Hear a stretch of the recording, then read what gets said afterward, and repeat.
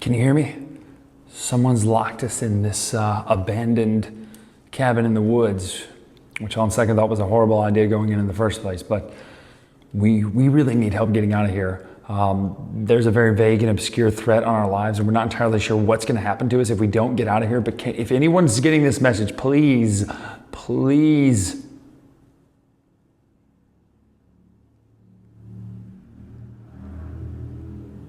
get us out of here. There's nothing over there, actually. This is just another lock. I'm just trying to figure this out. Let's look at this game. You know what this is. This is Thames Kosmos Exit Abandoned Cabin. Exciting. Let's do it.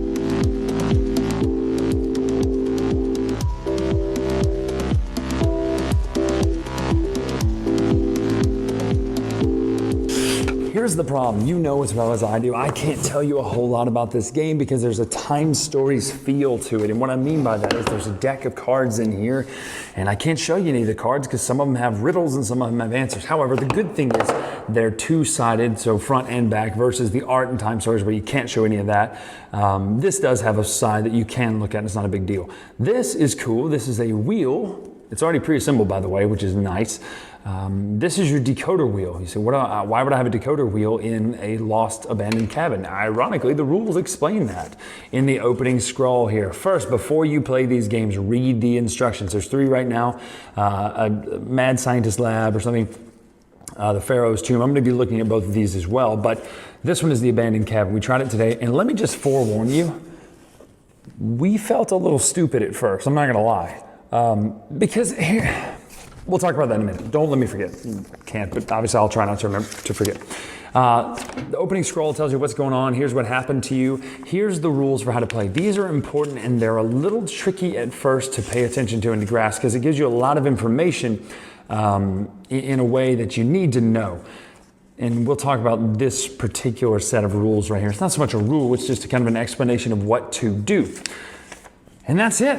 It's a deck of cards. There's a booklet that has a lot of information in it, tricks and puzzles, and not tricks, but puzzles and things like that. I'm gonna just flip it really quickly. If you don't wanna look, you don't have to look at anything. Just cover your eyes for just a second. But all these different little puzzly things are in here, and they're things you have to solve and get out of the room with, an escape room. Here's the deal, though. This one does not have a timer in the sense that you lose if you don't do it. It just has a timer in the sense that how well you did. Bottom of the deck, top of the deck. I love it when they do that. Don't look at these cards, it says. Let's take a look at the backs of these cards, though, so we can kind of give you an idea of what's going on here with this game. Boom, game set up. Don't worry about these until it tells you to. In there, these little paper things right there. Here's the deal.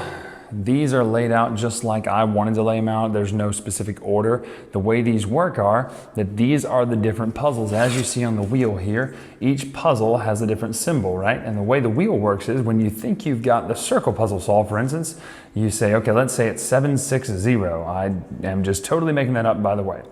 So you say, let's say it's 760. Then you would turn to answer card number 26. And answer card 26 might say something like, you're right, check out these riddle cards. Or it might say something like this. And I'm not going to tell you which one I pull because I don't want you to know. If you think this is a spoiler, be sure to avert your eyes. However, I don't really think that it is, but I'll even cover up the numbers over here so you can just kind of tell that this says something. So see how it says, are you looking at this, this, this, and this? Go to, and I'm hiding them here, go to these numbers. The way this works is you have to also know which puzzle you're solving. You can't just accidentally get the right number by brute force, which would be silly anyway. Why are you trying to do that? You would go to whatever card is behind here telling you to do it. Then you would go to that card, find out what it says, and turn over the riddles. So the very first riddle in the game, and I do not feel this is spoiler territory because it kind of tells you right here in the very beginning, open riddle card W. Don't read the rest of that right now. Riddle card W. Riddle card W, probably apologize for that. Riddle card W says this, want to crack the code? Feel free to fold. Don't you see the blue line? That's the first riddle. I'm not going to show you what any of that context means. That's not a spoiler because if you're playing the game, that's literally the first thing you have to do. But then you start going through this book. It's the welcome guest. This is what he says. Incredible stuff in here. Look at all this stuff, little just puzzles, and I love it. This game is so good. However, I want to explain something right now. My wife and I generally feel like smart people. I mean, we do. So do our friends, right? But this game is hard. And what I mean by that is most of these escape room games, in this new kind of era we're in, they're made for kind of that 12 to 16-year-old. This says 12 and up. I get it. When I think 12 and up, I typically think they're going for the lower end of that spectrum. 12-year-olds can do this. However, this game has a learning curve. And what do you mean by that? Well, I don't mean the puzzles get easier as you go or anything like that. What I mean by this, you have to learn how to play this game.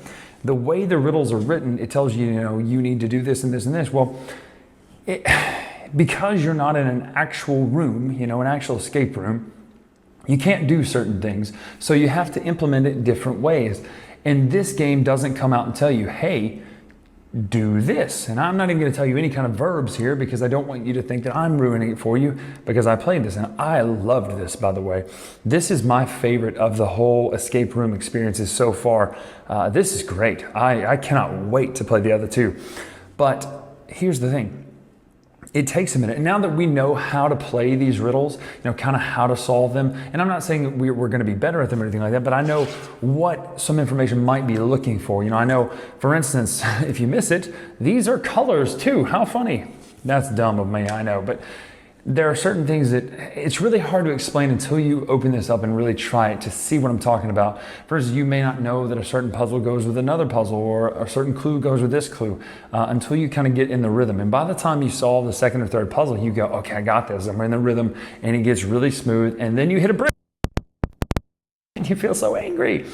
It took us about an hour to finish this, give or take some time in which we were conversing because we did this in a kind of distracted place. I recommend doing this in a place where you can 100% focus. But should you get exit? Oh my gosh, yes. These are great. And check out this. Footprint-wise, very small. These you can throw in a backpack. I know I've been saying that in a lot of reviews lately, but you're hanging out with friends, pull this out of the backpack. You've got a student ministry, like a small group, boom, here's a 1-hour activity that you can all do. However, I don't recommend playing more than 4 or 6 people for that reason, it's hard to see everything if you get a group that's too large. So if you're, facilitating, then yeah, by all means, a group of 6 would be great. It's just really good. The way these are thought out, the way these are done, the puzzles are really smart puzzles. None of them felt like, oh, that's just cheesy or too easy. No, they're great puzzles, and a lot of thought went into them. So get exit. This is the abandoned cabin. I loved it. I have really high hopes for the other ones. Carla picked this one first to play, so we're going to try the other 2 next. But I definitely love Exit the game, the abandoned cabin. Make sure to check it out. And I know that I say I love a lot of games, and in fact, if you go through my reviews here on the Dice Tower, it'll be tough to find a game that I don't like. And that's not because I just like every game. I like to find the positive in games. And this one, though, it's hard to find a negative other than the rules right here. This rule is what I was going to explain to you, and I did explain it. It's kind of hard if you read it out of the rule book until you get going with that whole grid of, you got to look in the cupboard or the drawer or anything like that. So you have to know the answer and know what the answer goes to. You can't brute force this one, and I really like that. I think it's a great game. Why would you want to brute force it? So go pick up Exit. Make sure to check all of them out. They're coming, I think they just announced 4 or 5 more, something like that. It's great. Great to see that we're in an era where these games are getting made and they're being made well. So for more, check out the latest retro on Twitter. If you want to check out the magic and all that stuff that we're doing, check out BryanDrakeShow.com. Check us out at the Dice Tower. We got a lot of stuff coming out soon. Looking forward to more reviews. We'll see you next time. Thanks so much for watching the Dice Tower videos. Find more great videos and reviews as well as our top-rated audio podcast at Dicetower.com. You can also find other great shows at Dicetowernetwork.com. I'm Eric Summerer, and you've been watching The Dice Tower. The Dice Tower is sponsored by Cool Stuff Inc., where you can find great games for great prices. Cool stuff in stock. Check them out at CoolStuffInc.com.